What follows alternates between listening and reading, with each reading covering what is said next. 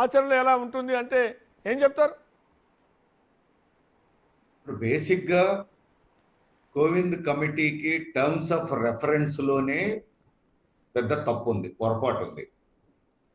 Terms of reference ఈ దేశానికి ఒకేసారి ఎన్నికలు, జమిలీ ఎన్నికలు అనేటువంటి పద్ధతి సూటబులా కాదా, దానివల్ల ప్రజలకు ప్రయోజనమా కాదా, అది ప్రజాస్వామ్యాన్ని మరింత పరిపుష్టం చేస్తుందా, బలహీనపరుస్తుందా, ఈ దేశంలో ఆచరణ సాధ్యం అవుతుందా, ఒకవేళ సాధ్యం అవుతుందనుకుంటే దాన్ని ఎట్లా ఇంప్లిమెంట్ చేయాలి, ఇవి టర్మ్స్ ఆఫ్ రెఫరెన్స్లో ఉండాలి.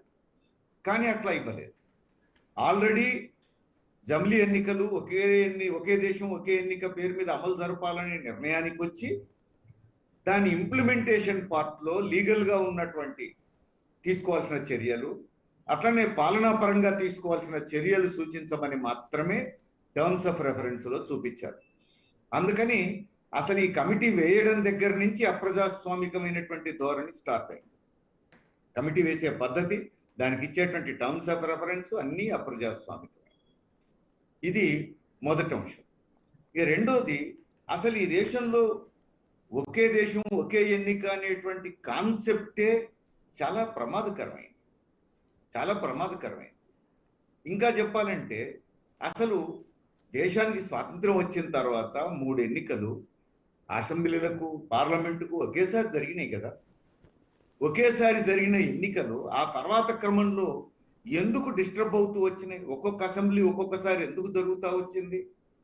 ఇది వెనక్కి తిరిగి చూసుకుంటే ఆర్టికల్ 356ని కేంద్ర ప్రభుత్వం దుర్వినియోగం చేయడమే కారణం అని తేలుతుంది మనకి.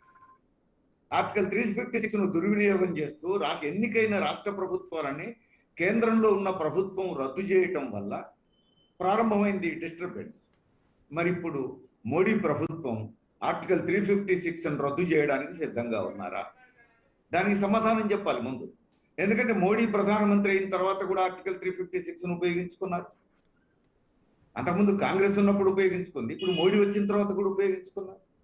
అందుకని బేసిక్గా ఆర్టికల్ 356ను రద్దు చేయడానికి సిద్ధంగా ఉన్నారా? దాని మీద మాత్రం మాట్లాడట్లేదు. సరే, దాన్ని పక్కన పెడితే ఇది దేశంలో మన ప్రజాస్వామిక మౌలిక పునాదినే చెదరగొడుతుంది. భారతదేశంలో మన రాజ్యాంగం పీఠిక ఎట్లా ప్రారంభం అవుతుంది? We the people of India అని ప్రారంభం.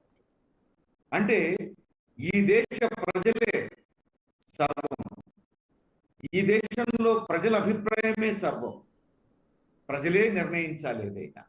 ఇది కీలకమైనటువంటి అంశం, మన పీఠిక సారాంశం అది, మొత్తం మన రాజ్యాంగం సారాంశం అది. ఇప్పుడు ఒకే ఎన్నిక అనేటువంటి ప్రతిపాదనే కాదు, ఇప్పుడు నిర్ణయం కూడా కేంద్రం ఆమోదించింది, కేబినెట్ ఆమోదించింది.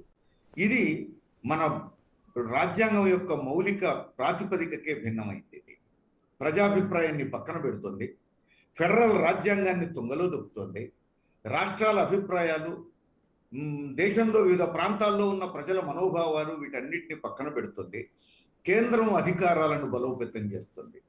మొత్తం దేశంలో వివిధ ప్రాంతాలు, వివిధ సంస్కృతులు, వివిధ ప్రజలు, వివిధ రాష్ట్రాల మీద కేంద్రం పట్టును బిగిస్తుంది. నియంతృత్వ పోకడలు మరింత బలోపేతం కావడానికి తోడ్పడుతుంది. ఇప్పుడు ఇన్ని రకాల చెక్స్ అండ్ బ్యాలెన్సెస్ ఉంటేనే నియంతృత్వం అనేది ఆపలేకపోతున్నాం. కేంద్రంలో నిరంకుశ పాలన రోజు రోజుకు ముందుకు పోతా ఉంది. మనం చూస్తున్నాం మోడీ ఎంత నిరంకుశ పాలన వైపోతున్నాడో. ఇందిరాగాంధీ ఎమర్జెన్సీ పేరుతో చేస్తే, ఎమర్జెన్సీ పేరు లేకుండానే ఇందిరాగాంధీని మించిన నియంతృత్వాన్ని ఇప్పుడు మోడీ అమలు జరపగలుగుతున్నాడు, మనం చూస్తున్నాం. ఇప్పుడు అసలు ఒకే ఎన్నిక అనేది రాజ్యాంగబద్ధం చేసి కూర్చున్న తర్వాత ఇక రాష్ట్రాల అధికారాలు నామినల్ అయిపోతాయి, కేంద్రం చేతుల్లో సర్వాధికారాలు కేంద్రీకృతం అవుతాయి. అట్లానే ప్రాంతీయ పార్టీలు నామమాత్రం అయిపోతాయి, లేదా నామరూపాలు లేకుండా పోతాయి. జాతీయ పార్టీలు మాత్రమే మనుగడ సాధిస్తాయి. అంతేకాదు ప్రాంతీయ అభిలాషలు, ప్రాంతీయ ఆస్పిరేషన్స్, ప్రాంతీయ ప్రయోజనాలు, ఆయా ప్రాంతాల ప్రత్యేకతలు, ఆ ప్రత్యేకతలకు అనుకూలమైనటువంటి ప్లాన్లు, పరిపాలన, వీటన్నిటికీ అవకాశాలు మృగ్యమైపోతాయి. కేంద్రం తలుచుకున్నదే జరుగుతుంది. కేంద్రం ఏం తలుచుకుంటుంది మనం చూసాం. కాంగ్రెస్ ఉన్న కాలంలో టాటాలు, బిర్లాలు వాళ్ళు ఏం తలుచుకుంటే అది కేంద్రం తలుచుకుంది. మోడీ వచ్చిన తర్వాత అదానీలు, అంబానీలు ఏం తలుచుకుంటే అది మోడీ తలుచుకోవడం, అది కేంద్రం తలుచుకోవడం అవుతా ఉంది. అందుకని బడా పారిశ్రామికవేత్తల ప్రయోజనాలే తప్ప ఈ దేశంలో చిన్న మధ్య తరహా పరిశ్రమలు, వ్యాపారాలు, ప్రజాస్వామ్యం, రాష్ట్రాల ప్రయోజనాలు, రైట్. ప్రాంతీయ